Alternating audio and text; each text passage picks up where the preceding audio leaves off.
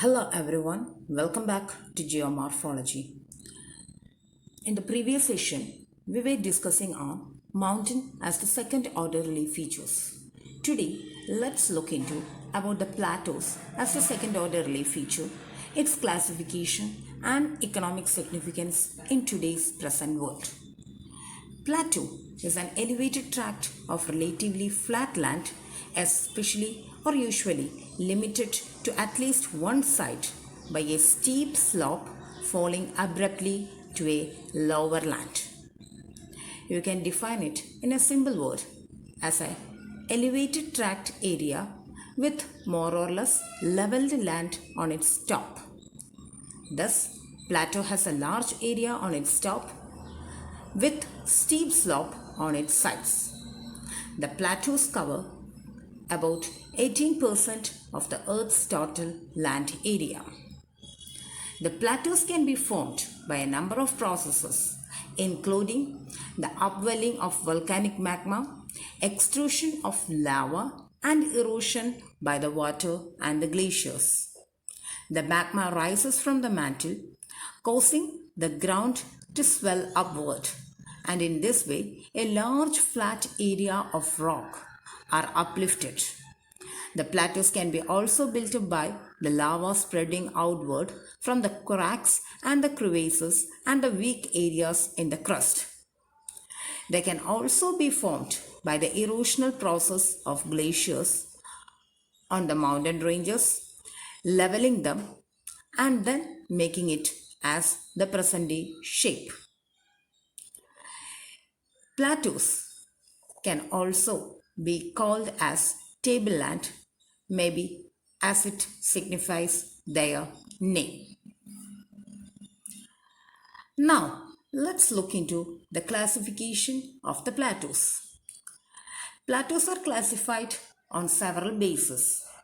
On the basis of mode of origin, plateaus are of two types: simple plateaus and complex plateaus. The major simple plateaus are the glacial plateaus, the fluvial plateaus, and the aeolian plateaus.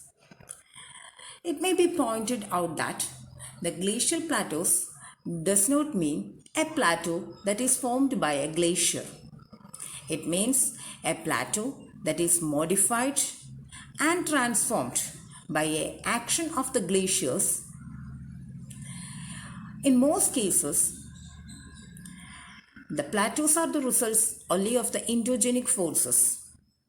When the mountains are greatly modified and transformed by the glacial erosion, they are lowered in their height and their sharp reliefs are surrounded, and this forms the plateau. You can take the example of the Chibba Garhwal of India as a glacier plateau. Fluvial plateaus are formed due to the continuous deposits and actions of fluvial sediments brought down by the rivers. The sediments are gradually consolidated and stratified into sedimentary rocks of great thickness. These sediments are then raised upward due to the Earth's movement relating to the surrounding regions, and thus an upland plateau with extensive flat-topped surface is formed. The best example for such plateaus is the Kaimur Plateau. The Aeolian Plateau is formed as an action of the deposition of extremely fine sediments brought down by the wind. This enormous volume of sediments are consolidated in due course of time and hence forms the plateau. You can take the example of the Laos Plateau in China.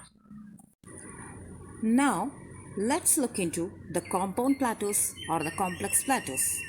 Most compound plateaus are originated through endogenic forces coming from deep inside of the earth. These plateaus are generally formed as a result of both horizontal and the vertical movements caused as a result of the endogenic forces, and hence they are also termed as diastrophic plateaus. Generally, you can find four types of complex plateaus in and around the world. The first one is that of Intermountain Plateaus. The Intermountain Plateaus are generally bordered by mountain ranges or are partly or fully enclosed within them. These mountain ranges that enclose the plateaus are of fold mountains. The word intermountain means between the mountains. The Intermountain Plateaus are highest in the world and they have nearly horizontal rock layers which are raised to very high heights by the vertical movement of the earth.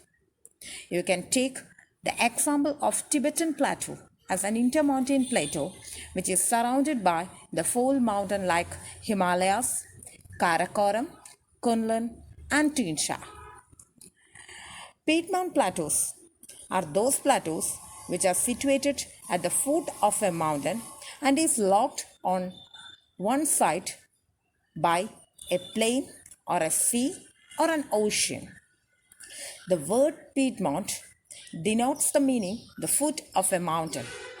They are also called as the plateaus of denudation as the areas once were high to a level of mountain have now been reduced to the foothill of the mountain by various agents of erosion. You can take the Malwa Plateau as the perfect example of a Piedmont Plateau. The dome-shaped plateaus are formed when the land masses is uplifted in such a manner that the mid portion is upward and the sides are rounded. The dome-shaped plateaus are generally formed due to endogenic forces, mainly during volcanic activities. Take the example of Chota Nagpur Plateau in Bihar as a perfect for such type of plateaus. The volcanic plateaus are generally formed as a result of the accumulation of thick layers of basaltic lava. Again, it is of two types, the lava plateau and the pyroclastic plateau. The lava plateaus are formed by high fluid of basaltic lava during the numerous successive eruption that happens during a violent explosion from a volcano. The Colombian plateau is a lava plateau. The pyroclastic plateaus are produced by the massive pyroclastic flows that are underlain by the pyroclastic rocks, tephra, ashes, and mafic or felsic type of products. The North Island volcanic plateau in New Zealand is a pyroclastic plateau. Now, let's look into the classification of plateaus on the basis of cycle of erosion. Lobeck has divided or classified the plateaus on the basis of stages of cycle of erosion.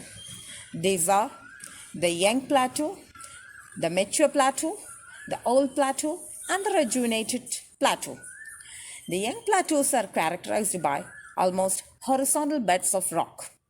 Though the rivers are few, but they form deep and narrow valleys through vertical erosion. Such young plateaus are generally bordered by escarpments. Take the example of the Colorado Plateau. The mature plateaus are the plateaus formed when they are greatly dissected. Their surface becomes highly corrugated, undulating and uneven, and the surface is dominated by pointed peaks. It may be pointed out that these pointed, sharp and angular peaks are maintained only in arid and semi-arid regions. They are generally rounded in warm and moist regions. The old plateaus are formed due to prolonged erosion of the mature plateau. The peaks are so denuded that almost they are eliminated and the plateaus are transformed into a penny plain. The rejuvenated plateaus are formed due to the upliftment of an old plateau. You can take the example of Missouri Plateau. On the basis of shape and size, the plateaus are classified into dome-shaped plateau that we have already discussed, dissected plateau, rejuvenated peneplain, step-like plateau, and a tabletop plateau. A dissected plateau is a plateau that have been severely eroded so that the relief is sharp in such an area may be referred to as a mountain. The dissected plateaus are extensive, and you can take the example of Cumberland Plateau as a dissected plateau. A step-like plateaus are generally a long cliff with a steep slope occurs from faulting, and the resulting erosion separates two relatively level areas of different elevations. The flat-topped plateau can be also termed as a table hill plateau or a table-topped plateau. It is an elevated area of land with a flat top and steep sides or cliffs on its sides. The western and the southwestern parts of United States have such type of plateaus. On the basis of geographical location, the plateaus are classified into Intermountain Plateaus that we have already discussed, the Piedmont Plateau, then the Continental Plateau and a Coastal Plateau. A continental plateau is generally formed either by an extensive continental upliftment or by the spread of horizontal basic lava sheets completely covering the original topography. This kind of plateau shows an abrupt elevation in contrast to the nearby lowland or seas. The continental plateaus are also termed as plateaus of accumulation. You can take the plateau of Maharashtra as a perfect example of a continental plateau, that is our Deccan Plateau. The coastal plateaus are those plateaus which are about 100 to 200 meter above the mean sea level and extends deep into or a mile inland into the interior parts of a continent. Generally, this can be found near to a peninsula. The Coromandel coastal upland is an example for such type of features. Now let's look into the economic significance of the plateaus. Plateaus are the storehouse of minerals. Most of the minerals in the world are found in the plateau regions. The extraction of such minerals in the plateaus is relatively easier than that of a mountain. The major portions of the industrial raw materials are obtained from plateaus. The edges of plateaus generally form the waterfalls, which provide the ideal sites for generating hydel power. Hence, they are very good for the generation of hydel power. Plateaus generally provide a cooler climate. The higher parts of plateaus, even in tropical and the subtropical region, have relatively cool than that of other regions. Plateaus are also areas of animal rearing and agriculture. Generally, the plateaus have large grassland areas which are suitable for rearing the animals. The lava plateaus, when compared to other type of areas, are rich in minerals and hence used for agriculture as the soil is highly fertile. I hope you have enjoyed the session. Post your doubts and queries in the Google Classroom or in the comment box. I wish everyone a great day ahead. Thank you all.